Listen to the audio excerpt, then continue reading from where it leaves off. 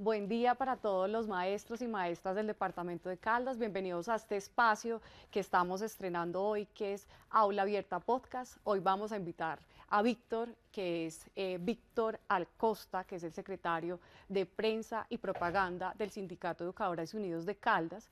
Yo creo que hoy es un espacio para que arranquemos una conversación que nos preocupa y que pone, digamos que en discusión muchas cosas en los últimos días, en especial en, pues, a Manizales como un espacio educativo, que es el hacinamiento en las aulas. El hacinamiento que está estrechamente relacionado con la relación técnica que nos indica el Ministerio de Educación que debemos ejecutar en las aulas. Arranquemos, Víctor, ustedes como sindicatos, ¿cómo analizan el panorama del hacinamiento en relación a la relación técnica? No, mira, Laura, y saludo pues de bienvenida a este espacio que esperamos que sea muy ameno, que la gente aprenda mucho. Más o menos es el tema así para ponerlo como dicen paisa. Entre los países que son de la OCDE, que Colombia hace parte de ese club, Colombia es el penúltimo país con mayor número de estudiantes por salón. Es decir, los países civilizados de alto nivel de inversiones en educación tienen unos niveles de estudiantes por salón son muy pocos. Y en Colombia tenemos algo de hacinamiento que en promedio está por encima de 27 estudiantes, es en promedio entre el área rural y la urbana. Eso ya es un tema escandaloso porque eso afecta naturalmente, directamente el tema de la calidad de la educación. Claro. Y contemos un poco cómo funciona en Colombia, ¿cierto? Nosotros tenemos una relación técnica para cualquier persona que nos esté escuchando que indica cuántos estudiantes debemos tener en el aula en relación a un docente por aula, ¿cierto? Entonces cuéntanos un poco esa relación técnica que está estipulada en el decreto 3020, cómo funciona acá en Colombia y cuál es la relación entre la ley y lo que realmente sucede en las aulas. Eso es otra cosa que la gente tiene que entender muy bien porque nos permite explicarlo. Mire, ese decreto que tú hablas, el decreto 3020 de 2002, es de hace 20 pedazos de años, del año 2002. Imagínense cómo era el país hace 20 años, hace el número de nacimientos. Para decirlo de esta manera, en Caldas para ese año nacían un poco más de 14.000 niños. Y por 20 años después la norma sigue siendo igual, pero nace en la mitad. Y sigue siendo la misma norma de 32 estudiantes en el área urbana y de 25 en el área rural, en promedio en el ente territorial. Ese es como más o menos, grosso modo, cómo funciona hoy desde el punto de vista legal. Pero hay un despropósito en lo que es la relación que era hace 20 años que se conserva hoy, cuando claramente eso debería cambiar. Claro, demos el dato de Manizales, que también es muy cercano en esa desproporción de baja de matrícula escolar. Manizales estaba hace unos 10 años más o menos en cuanto a matrícula y ahorita ¿cuánta tenemos? Que no, también... el DANE más o menos en su momento era parte de lo absurdo. Hace 20 años medía Manizales dentro de Caldas, entonces no hay el dato separado. Pero 20 años después sí está separado y Manizales sigue decreciendo. Caldas se ha mantenido, digamos que no ha bajado en la misma proporción de Manizales, porque Manizales en general es una ciudad que no crece en población, sino que por el contrario incluso baja. Pero eso es lo que nos tiene además en dificultades hoy en las instituciones educativas de Manizales y el departamento. Claro, Víctor, yo quería como que este espacio fuera un espacio en el que pusiéramos el hacinamiento escolar un poquito en problemática, ¿cierto? Vamos a tensionarlo para que sobre la tensión construir, ¿cierto? Que yo creo que eso hace parte de la construcción de estos diálogos. Voy a poner un ejemplo de clase. Entonces hay un profesor que tiene 40 niños en un salón de primaria. Ese profesor solo llamando a lista, verificando que cada niño esté, se puede ir en una porción muy grande de la clase. Y si además de eso explica una actividad, no va a tener ni siquiera el tiempo que permita mirar a ver qué dudas queda cada uno de los estudiantes. Es decir, el tema es eso en la práctica lo que sucede. Voy a poner un caso peor.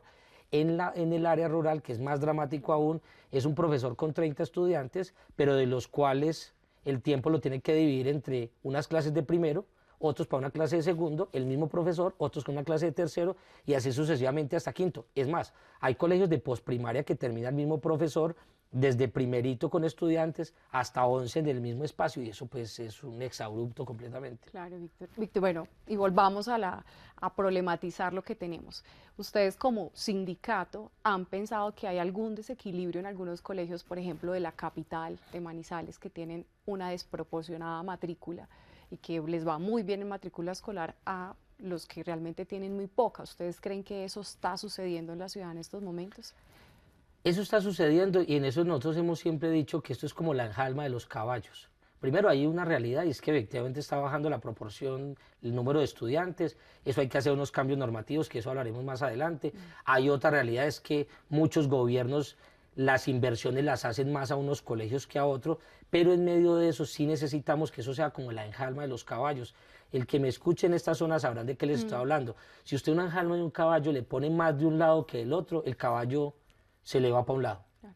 ¿Sí? Acá lo que necesitamos es que la enjalma sea equilibrada y que repartamos las cargas de la matrícula que hay hoy exactamente en las mismas proporciones, porque lo que termina sucediendo es que unas instituciones absorben más estudiantes y otras se terminan acabando. Vamos a poner un ejemplo, Aranjuez, para decirlo acá en la ciudad de Manizales, y en el departamento de Caldas tantas más. Que se fusionó, ¿cierto? Pongámosle en contexto. Fusionó, que finalmente se terminó acabando porque lo terminó absorbiendo Malabar. La promesa era que no se que se absorbiera, pero que mantuvieran la otra sede, pero finalmente terminó acabando.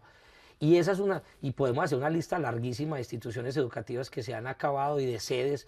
Por ejemplo, en Manizales se acabó Tarrolizo, se acabó, bueno, hay una lista muy larga de cerros que se acabaron. En Caldas actualmente se está debatiendo. Tú sí que conoces ese dato de sobra, sí que cierran y cierran Nuestro dato más reciente, para los que nos están escuchando, es Aguada, ¿cierto? Tenemos Aguadas con una población que se está debatiendo entre ser parte de otra institución educativa en uno de los 3 grandes colegios que tiene el colegio, que es el Roberto Peláez. Entonces eso sucede en casi todos los colegios. Voy a dar ese dato. En Nacional, por ejemplo, en el 2010 habían 13.670 instituciones educativas oficiales.